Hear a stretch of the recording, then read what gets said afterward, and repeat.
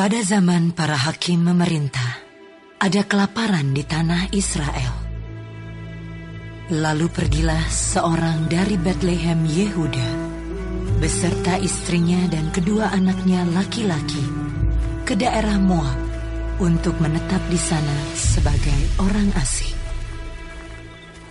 Nama orang itu ialah Elimelek, nama istrinya Naomi, dan nama kedua anaknya Mahlon dan Kilion. Semuanya orang-orang Efrata dari Betlehem Yehuda. Dan setelah sampai ke daerah Moab, diamlah mereka di sana. Kemudian matilah Elimelek, suami Naomi, sehingga perempuan itu tertinggal dengan kedua anaknya. Keduanya mengambil perempuan Moab. Yang pertama bernama Orpa, yang kedua bernama Ruth. Dan mereka diam di situ kira-kira 10 tahun lamanya. Lalu matilah juga keduanya, yakni Mahlon dan Kilion, sehingga perempuan itu kehilangan kedua anaknya dan suaminya. Kemudian berkemaslah ia dengan kedua menantunya, dan ia pulang dari daerah Moab, sebab di daerah Moab ia mendengar bahwa Tuhan telah memperhatikan umatnya dan memberikan makanan kepada mereka. Maka berangkatlah ia dari tempat tinggalnya itu bersama-sama dengan kedua menantunya. Ketika mereka sedang di jalan untuk pulang ke tanah Yehuda, berkatalah Naomi kepada kedua menantunya itu, "Pergilah, pulanglah masing-masing ke rumah ibumu. Tuhan kiranya menunjukkan kasih-Nya kepadamu, seperti yang kamu tunjukkan kepada orang-orang yang telah mati itu dan kepadaku.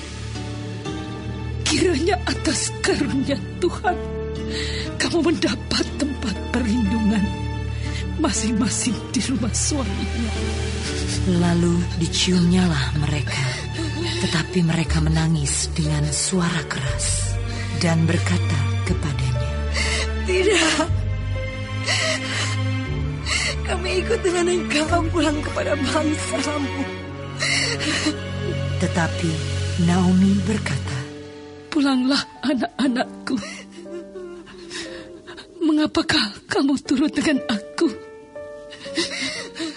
Bukankah tidak akan ada lagi anak laki-laki yang kulahirkan untuk dijadikan suamimu nanti? Pulanglah anak-anakku, pergilah, sebab sudah terlalu tua aku untuk bersuami.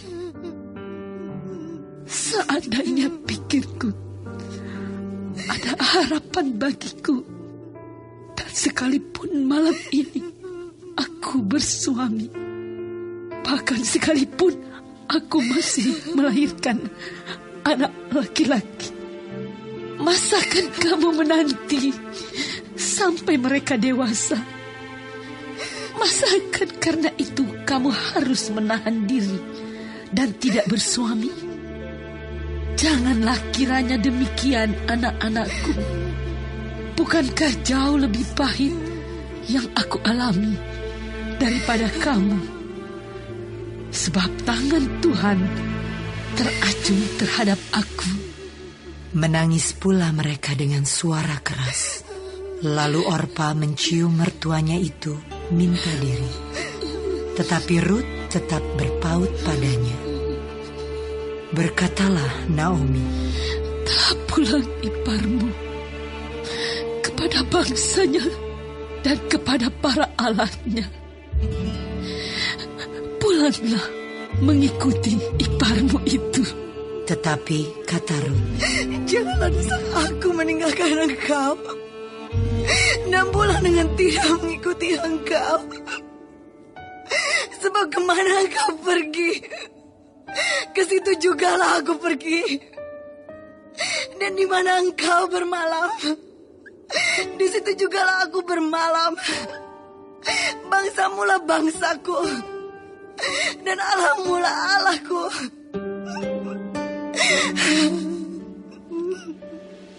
Di mana engkau mati, aku pun mati di sana. Dan di sanalah aku dikuburkan. Beginilah kiranya Tuhan menghukum aku. Bahkan lebih lagi daripada itu, jikalau sesuatu apapun memisahkan aku dari engkau selain daripada maut. Ketika Naomi melihat bahwa Rut berkeras untuk ikut bersama-sama dengan dia, berhentilah ia berkata-kata kepadanya. Dan berjalanlah keduanya sampai mereka tiba di Betlehem. Ketika mereka masuk ke Betlehem, gemparlah seluruh kota itu karena mereka. Dan perempuan-perempuan berkata, Naomi kah itu? Tetapi ia berkata kepada mereka, Janganlah sebutkan aku Naomi, sebutkanlah aku Mara. Sebab yang Maha Kuasa telah melakukan banyak yang pahit kepadaku.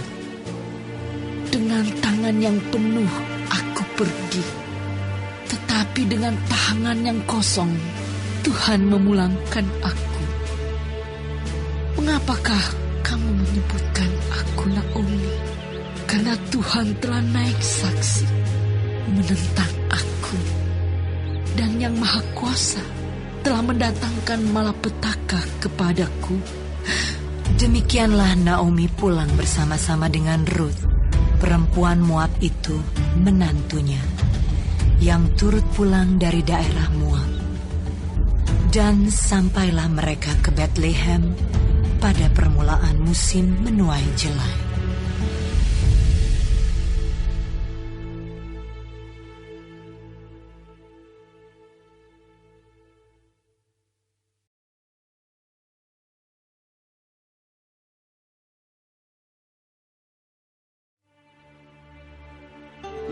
Naomi itu mempunyai seorang sanak dari pihak suaminya, seorang yang kaya raya dari kaum Elimelek, namanya Boas.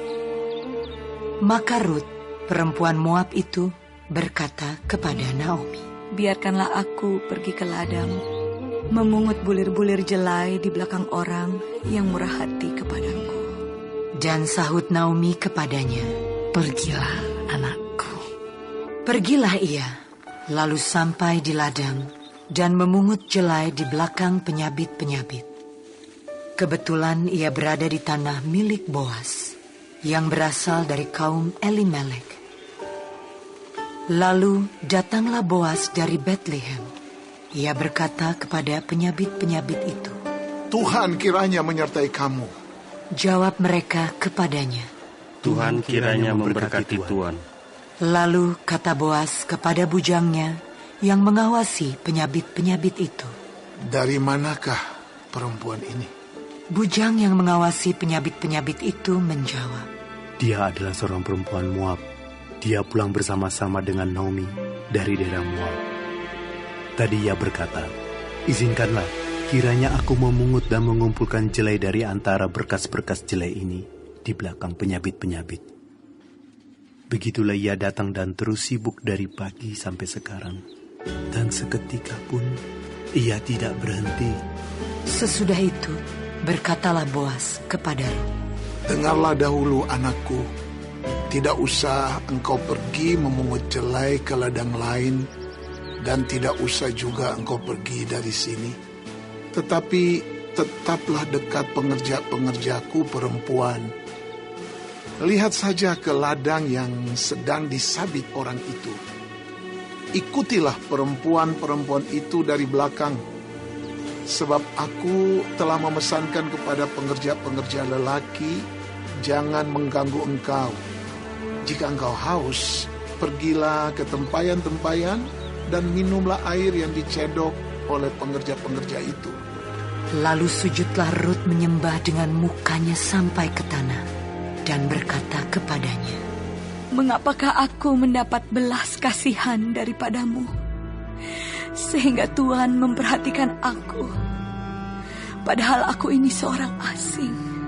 Boas menjawab, telah dikabarkan orang kepadaku dengan lengkap segala sesuatu yang engkau lakukan kepada mertuamu sesudah suamimu mati.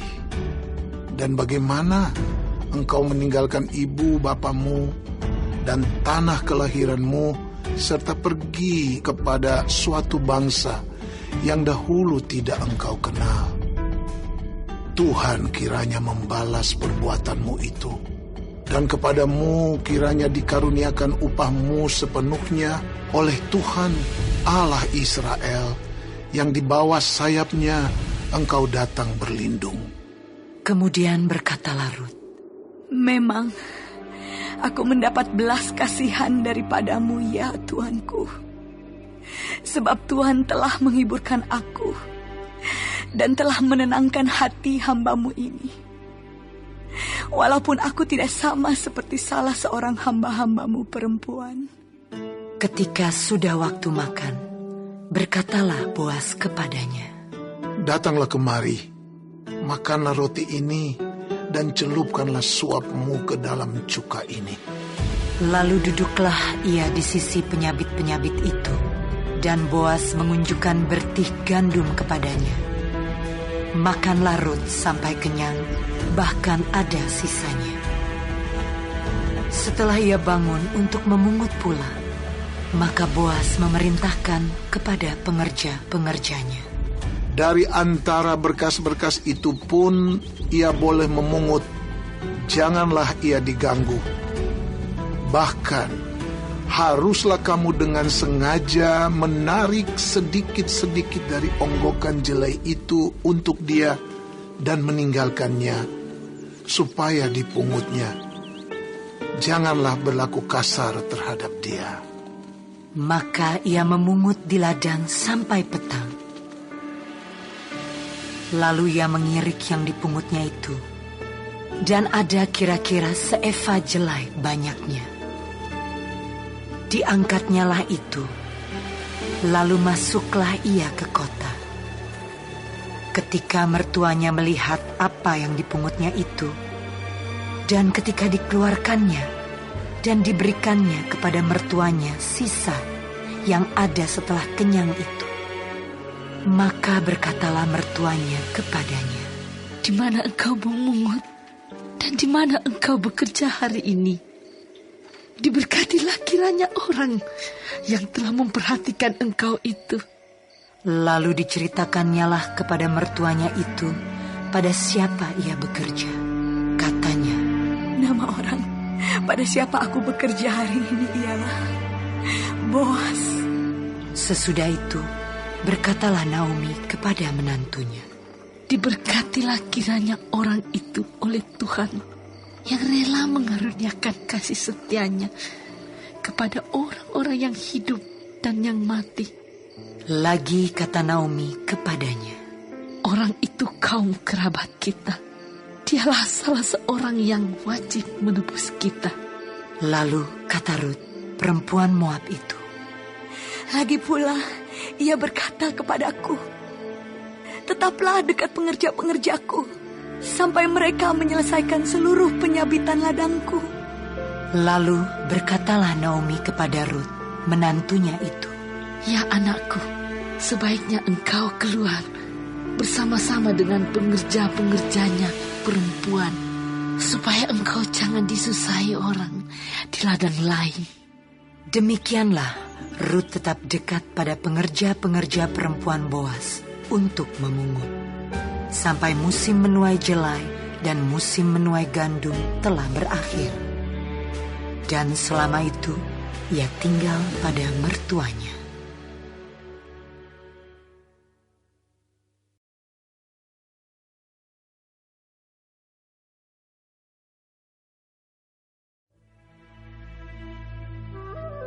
Lalu Naomi, mertuanya itu, berkata kepadanya, anakku, apakah tidak ada baiknya jika aku mencari tempat perlindungan bagimu supaya engkau berbahagia? Maka sekarang, bukankah Boas yang pengerja-pengerjanya perempuan telah kau temani itu adalah sanak kita. Dia pada malam ini menampi jelai di tempat pengirikan. Maka mandilah dan beruraplah. Pakailah pakaian bagusmu dan pergilah ke tempat pengirikan itu.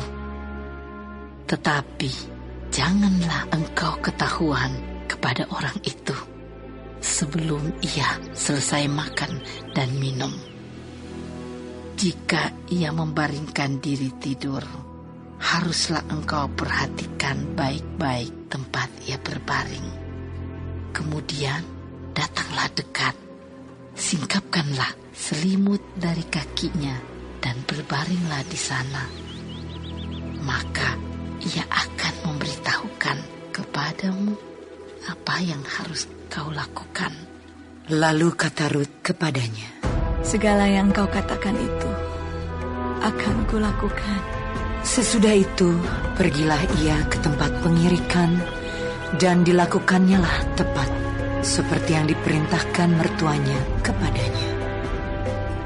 Setelah Boas habis makan dan minum dan hatinya gembira, datanglah ia untuk membaringkan diri tidur pada ujung timbunan jelai itu. Kemudian datanglah perempuan itu dekat dengan diam-diam. Disingkapkannya lah selimut dari kaki Boas dan berbaringlah ia di situ. Pada waktu tengah malam, dengan terkejut terjagalah orang itu. Lalu meraba-raba ke sekelilingnya, dan ternyata ada seorang perempuan berbaring di sebelah kakinya. Bertanyalah ia, "Siapakah engkau ini?" Jawabnya, "Aku Rut, hamba-mu. Kembangkanlah kiranya sayap-mu melindungi hamba-mu ini. Sebab engkaulah seorang kaum yang wajib menebus kami." Lalu katanya, "Diberkatilah kiranya engkau oleh Tuhan, ya anakku. Sekarang engkau menunjukkan kasih-Mu lebih nyata lagi daripada yang pertama kali itu. Karena engkau tidak mengejar-ngejar orang-orang muda, baik yang miskin maupun yang kaya. Oleh sebab itu anakku, janganlah takut. Segala yang kau katakan itu akan kulakukan kepadamu, sebab setiap orang dalam kota kami tahu bahwa engkau seorang perempuan baik-baik. Maka sekarang, memang aku seorang kaum yang wajib menebus. Tetapi, walaupun demikian, masih ada lagi seorang penebus yang lebih dekat daripadaku. Tinggallah di sini malam ini. Dan besok pagi, jika ia mau menebus engkau, baik, biarlah ia menebus. Tetapi jika ia tidak suka menebus engkau, maka akulah yang akan menebus engkau. Demi Tuhan yang hidup, berbaring sajalah tidur sampai pagi." Jadi berbaringlah ia tidur di sebelah kakinya sampai pagi. Lalu bangunlah ia sebelum orang dapat kenal mengenal, sebab kata Boas, "Janganlah diketahui orang bahwa seorang perempuan datang ke tempat pengirikan."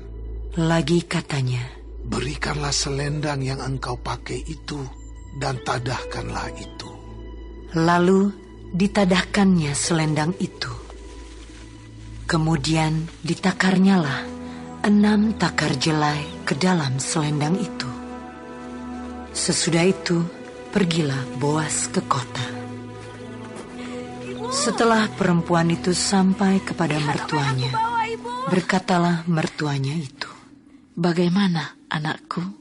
Lalu diceritakannya semua yang dilakukan orang itu kepadanya, serta berkata, "Yang 6 takar jelai ini diberikannya kepadaku. Sebab katanya, engkau tidak boleh pulang kepada mertuamu dengan tangan hampa." Lalu kata mertuanya itu, "Duduk sajalah menanti anakku, sampai engkau mengetahui bagaimana kesudahan perkara itu. Sebab orang itu tidak akan berhenti sebelum diselesaikannya perkara itu pada hari ini juga.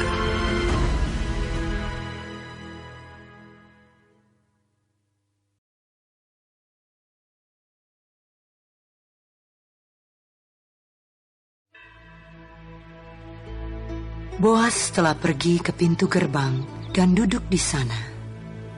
Kebetulan lewatlah penebus yang disebutkan Boas itu. Lalu berkatalah Boas, "Hai saudara, datanglah dahulu kemari. Duduklah di sini." Maka datanglah ia, lalu duduk. Kemudian dipilihnyalah 10 orang dari para tua-tua kota itu dan berkata, "Duduklah kamu di sini." Maka duduklah mereka. Lalu berkatalah ia kepada penebus itu, "Tanah milik kepunyaan saudara kita, Elimelek, hendak dijual oleh Naomi yang telah pulang dari daerah Moab. Jadi pikirku, baik juga hal itu kusampaikan kepadamu sebagai berikut. Belilah tanah itu di depan orang-orang yang duduk di sini dan di depan para tua-tua bangsa kita. Jika engkau mau menebusnya, tebuslah. Tetapi jika engkau tidak mau menebusnya, beritahukanlah kepadaku, supaya aku tahu, sebab tidak ada orang yang dapat menebusnya kecuali engkau, dan sesudah engkau, aku." Lalu berkatalah ia, "Aku akan menebusnya." Tetapi kata Boas, "Pada waktu engkau membeli tanah itu dari tangan Naomi, engkau memperoleh Rut juga, perempuan Moab, istri orang yang telah mati itu, untuk menegakkan nama orang itu di atas milik pusakanya." Lalu berkatalah penebus itu, "Jika demikian, aku ini tidak dapat menebusnya, sebab aku akan merusakkan milik pusakaku sendiri. Aku mengharap engkau menebus apa yang seharusnya aku tebus, sebab aku tidak dapat menebusnya." Beginilah kebiasaan dahulu di Israel dalam hal menebus dan menukar. Setiap kali orang hendak menguatkan sesuatu perkara, maka yang seorang menanggalkan kasutnya sebelah dan memberikannya kepada yang lain. Demikianlah caranya orang mensahkan perkara di Israel. Lalu penebus itu berkata kepada Boas, "Engkau saja yang membelinya." Dan ditanggalkannyalah kasutnya. Kemudian berkatalah Boas kepada para tua-tua dan kepada semua orang di situ, "Kamulah pada hari ini menjadi saksi bahwa segala milik Elimelek dan segala milik Kilion dan Mahlon aku beli dari tangan Naomi. Juga Rut, perempuan Moab itu, istri Mahlon, aku peroleh menjadi istriku untuk menegakkan nama orang yang telah mati itu di atas milik pusakanya. Demikianlah nama orang itu tidak akan lenyap dari antara saudara-saudaranya dan dari antara warga kota. Kamulah pada hari ini menjadi saksi." Dan seluruh orang banyak yang hadir di pintu gerbang dan para tua-tua berkata, "Kamilah menjadi saksi. Tuhan kiranya membuat perempuan yang akan masuk ke rumahmu itu sama seperti Rahel dan Lea, yang keduanya telah membangunkan umat Israel. Biarlah engkau menjadi makmur di Efrata, dan biarlah namamu termasyhur di Betlehem. Keturunanmu kiranya menjadi seperti keturunan Peres, yang dilahirkan Tamar bagi Yehuda, oleh karena anak-anak yang akan diberikan Tuhan kepadamu dari perempuan muda ini." Lalu Boas mengambil Rut, dan perempuan itu menjadi istrinya, dan dihampirinyalah dia. Maka atas karunia Tuhan, perempuan itu mengandung, lalu melahirkan seorang anak laki-laki. Sebab itu, perempuan-perempuan berkata kepada Naomi, "Terpujilah Tuhan yang telah rela menolong engkau pada hari ini dengan seorang penebus. Termasyurlah kiranya nama anak itu di Israel. Dan dialah yang akan menyegarkan jiwamu dan memelihara engkau pada waktu rambutmu telah putih. Sebab menantumu yang mengasihi engkau telah melahirkannya, perempuan yang lebih berharga bagimu dari 7 anak laki-laki." Dan Naomi mengambil anak itu serta meletakkannya pada pangkuannya, dan dialah yang mengasuhnya. Dan tetangga-tetangga perempuan memberi nama kepada anak itu. Katanya, "Pada Naomi telah lahir seorang anak laki-laki." Lalu mereka menyebutkan namanya Obed. Dialah ayah Isai, ayah Daud. Inilah keturunan Peres. Peres memperanakan Hezron. Hezron memperanakan Ram. Ram memperanakan Aminadab. Aminadab memperanakan Nahason.